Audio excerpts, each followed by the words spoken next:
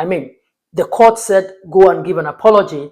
Well, that was how Natasha felt like giving the apology, and the court is saying, no, no, that was not what we asked you to do. You were told to give this apology, and you decided to give it this way. So based off this, this is your charge.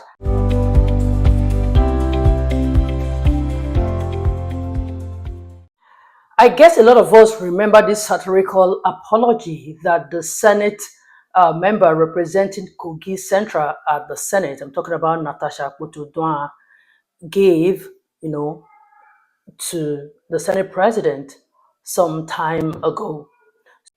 You see, this apology will forever be funny. Well, Senator Natasha Akpoti wrote, she tagged it satirical apology letter from the desk of Senator Natasha Akpoti-Uduaghan.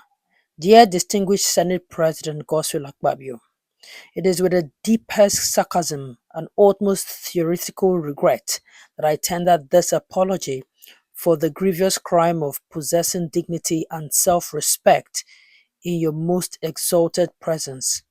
I have reflected extensively on my unforgivable failure to recognize that legislative success in certain quarters is apparently not earned through merit, but through the ancient art of compliance of the very personal kind. How remains of mine not to understand that my refusal to indulge your request was not merely a personal choice, but a constitutional violation of the unwritten law of certain men's entitlement. Truly, I must apologize for prioritizing competence over capitulation, vision over vanity, and the people's mandate over private dinners behind closed doors. I now realize the catastrophic consequences of my actions. Legislation delayed, tempers flared, and the tragic bruising of egos so large that they require their own postcodes. For this disruption to the natural order of quid pro quo, I bow my head in fictional shame. Please find it in your magnanimous heart, somewhere buried deep beneath layers of entitlement, to forgive this stubborn woman who mistakenly believed that her seat in the Senate was earned through elections, not erections. I remain yours in external resistance, Senator Natasha Akpoti-Uduaghan. This lady is funny. You see, whenever I read this, it's still very funny to me. Anyway, that's it. That's the post she made that, and then she was, found guilty and slammed a fine. The court actually, gave the order that she should go to a social media platform and apologize, but she chose to give this kind of apology, satirical apology, which a lot of people found really very funny. So based on this apology she gave, that didn't go down well with the court. So the Federal High Court in Abuja now found the suspended lawmaker guilty of contempt. Now, the court ruling was delivered by Justice Binta Yako, and she noted that the embattled lawmaker went against the order by publishing a satirical apology to the Senate President, Godswill Akpabio. I mean, the court said go and give an apology. Well, that was how Natasha felt like giving the apology, and the court is saying, no, no, that was not what we asked you to do. You were told to give this apology, and you decided to give it this way. So based off this, this is your charge. So yeah, the court found her guilty, and also she was fined 5 million naira.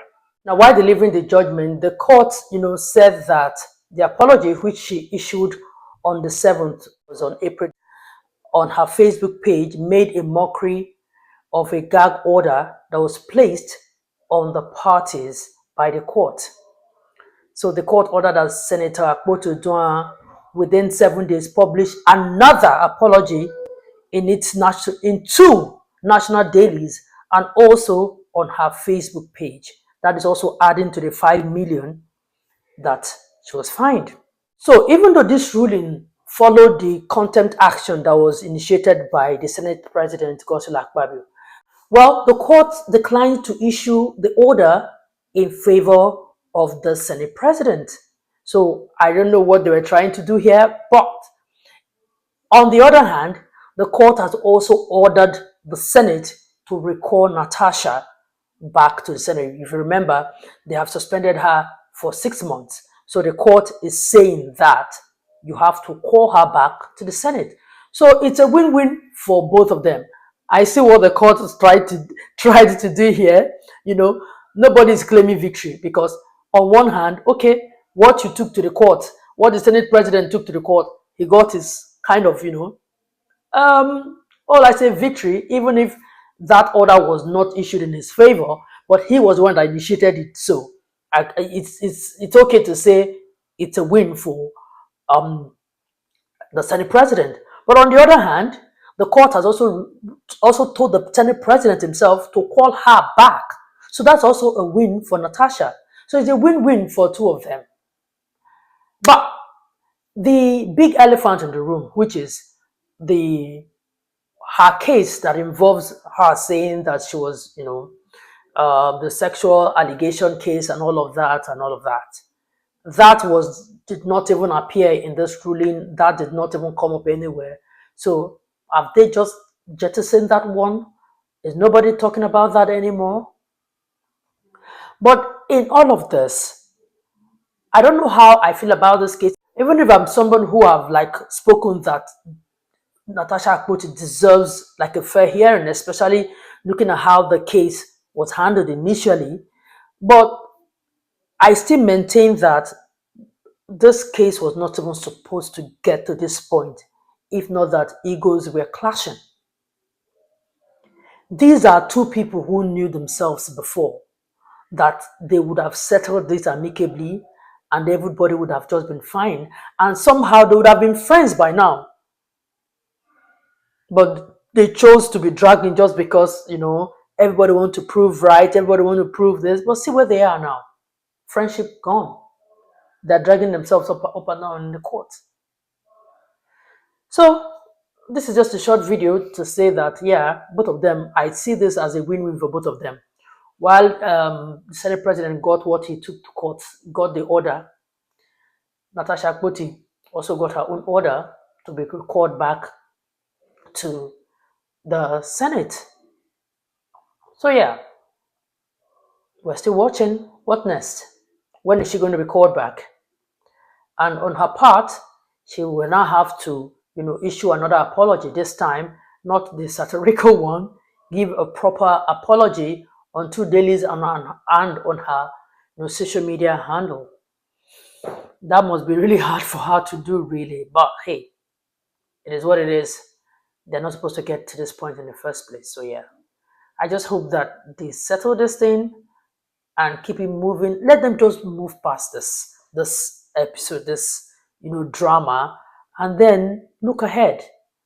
That's a bigger fish to fry, which is 2027. I don't even know where Natasha will align. Is she going to remain in PDP or is she going to go to the ADC? In any case, I didn't even see PDP really fight for her or speak for her in all of this. I don't know, but that woman, she's one man mopo. Even if she goes to any party, I feel like she has a clout to be able to win any election, moving forward. So yeah. Anyway, that's it. We're waiting to see her apology, and then we're waiting for the Senate to call her back. Okay, people, that's it. That's a short editorial. You got it right. Okay, see you again in my next video. Bye for now.